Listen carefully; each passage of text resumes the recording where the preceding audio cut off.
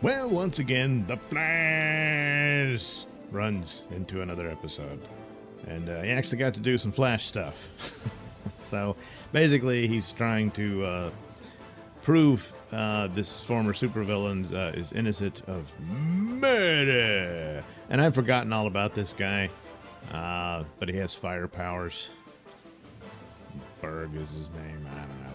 But anyway, obviously it's not him. He's tried to get reformed. He got a security guard job. He was a felon, so I'm like, really? And he's trying to make good with his son. It's not going well, and then he's accused of this murder of some guy he got in an argument with at the bar. And so they figure, well, it's him because the guy was scorched to death and all that. But Barry's not so sure, and he's the forensic scientist, and he says, things don't add up. And they're like, come on, Barry, it's him. And turns out it's his father's birthday, and of course his father spent years in prison for a crime he did not commit. And so here's this situation where there's this father's, begging his son to believe him and all this stuff. He escapes and tries to prove his name, clear his name and what have you, and get his son back. But it doesn't go very well as yet another witness is scorched to death.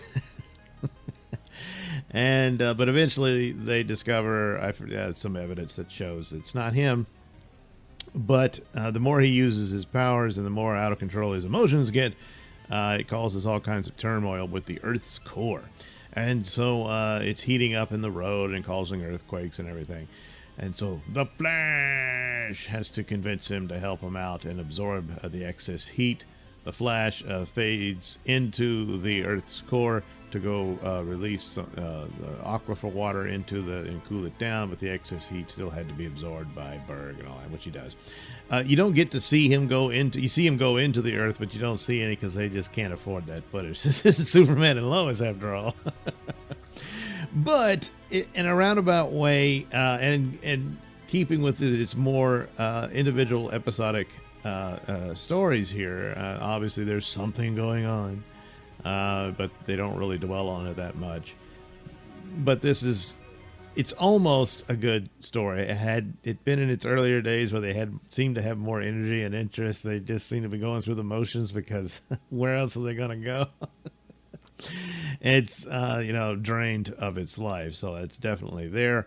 And it's a problem for the show. But there's some amount of credibility to it. CW shows always exploit emotion, and so they try to put up situations where there's intense emotion in it to try to manipulate you into thinking that something really happened when it didn't. But here it's rather credible because, well, Barry's, feeling down about his dad no longer being there and what his father went through unnecessarily because he was innocent all that time and all this sort of stuff. And then here, just so happens on his birthday, well, yeah, what are the odds, that he has to deal with a similar situation with someone else. And so that works out. The rest of it is, oh, God. Once again, what's her name? Allegra? I don't know. She's got a rival now at the what are they? Whatever Iris's news operation is. And so this girl who easily outacts her, whoever this actress is. But she's going to be a problem because she doesn't like how Allegra kind of went around her back and, screwed up her chances for her story to get prominence in their publication and all that. I don't really care. But it's obvious she's, who knows, she'll probably get superpowers and then attack Allegra and some crap like that, Because, just about everybody gets superpowers in that town. So why not her? So there you go.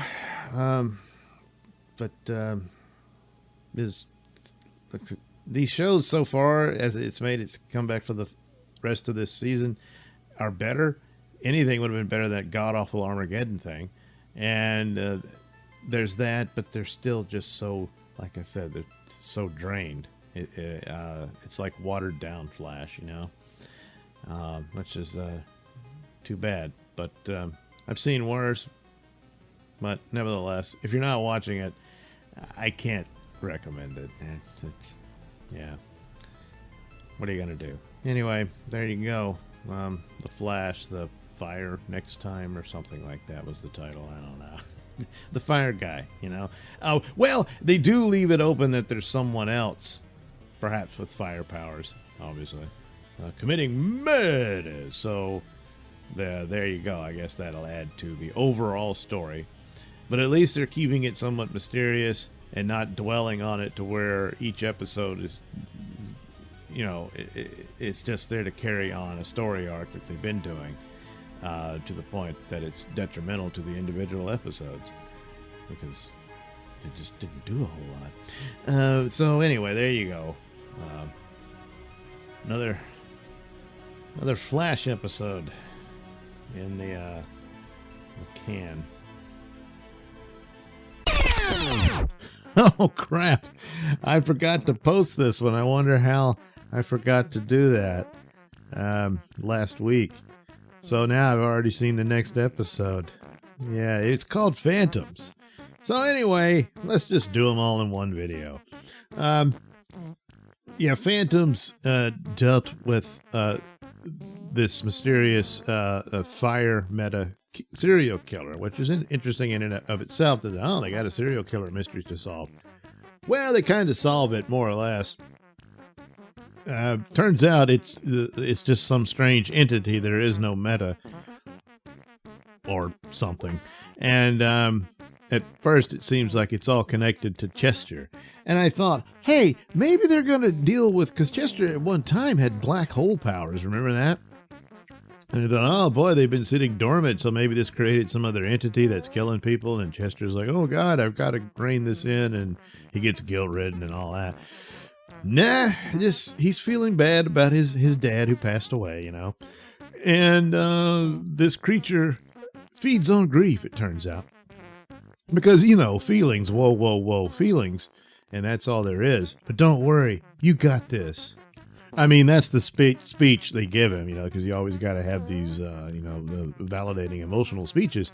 That this is always how you win the day. It's not superpowers or any of that. No. It's this crap. So that's how it ends. There, I saved you the whole problem. So they find it. He isolates the little black flame that was still in this burnt corpse that he and Barry are investigating, and Chester manages to secure it in this tube. Don't recall seeing it in the previous stories. And the flames, it didn't look like this black flame. It was just looked like ordinary fire, but so they thought it was this other, pyro meta guy. And, well, it wasn't, So then Chester begins to believe that this is somehow connected to his father, and that this is his father coming back from the dead and reaching out to him. And so that's what the entity's doing, and apparently that's what it's been doing to all its other victims, to where they willingly embrace it, and then they get burnt.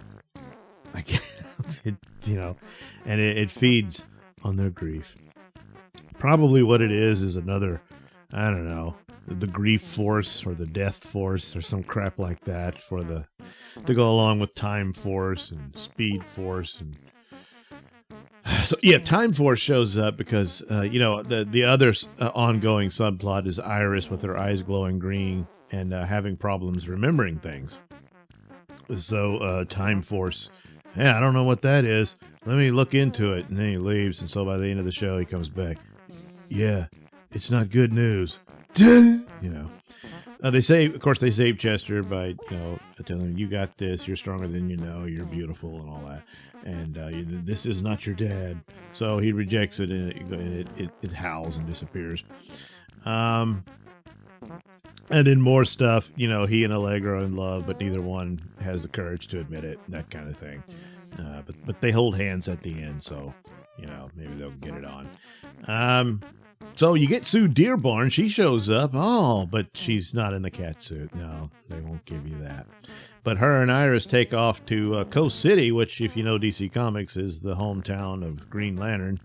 Oh, boy, we're going to meet Green Lantern now. Instead, we get Phantom Girl, a really watered-down, crappy version of Phantom Girl.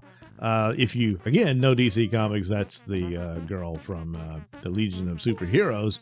But they recently did another version of her that's which I guess would have been a precursor to the one in Legion of Superheroes, and that was in Mr. Terrific, Terrific Tales and all that, which was a cool little comic book, but it was basically DC's, parody of the Fantastic Four. I dropped out because I was getting mad at DC Comics, so I don't know where it went, but it wasn't half bad. It was actually a pretty good little comic book series. So I thought, oh, maybe they're basing her on that. She doesn't know where her birth mother is, and so Iris is offered to help her find her birth mother. So maybe she'll find out she's an alien. But if she is, then her powers are still activated by dark matter, which is supposed to be the reason there are people with superpowers on Earth. But she wouldn't need it, because if she's the same girl from the comic book, then she's from another planet, and they just have these abilities. But whatever. And I don't know, but she's just a girl with attitude. And at first she doesn't like Iris, so she breaks her phone. And then they go to talk to her. And, girlfriend, you're stronger with us than without, and all that kind of crap. So there you go. Yeah. It's too bad no Sue in the cat suit. But, they pretty much destroyed her story because they got rid of Elongated Man because of stupid comments on Twitter. Because they're children in adult bodies. So anyway, at the end, they all figure out, Daddy Joe shows up. It sounds like you kids have had a lot of trouble today. And they're like, yeah, we did. Turns out the serial killer isn't really a serial killer. It's the killing killer thing. So it's like the superpowers, but with no host for it. So, what could this mean? It's probably going to turn into somebody at some point. It doesn't really matter. So anyway, there you go. The Flash.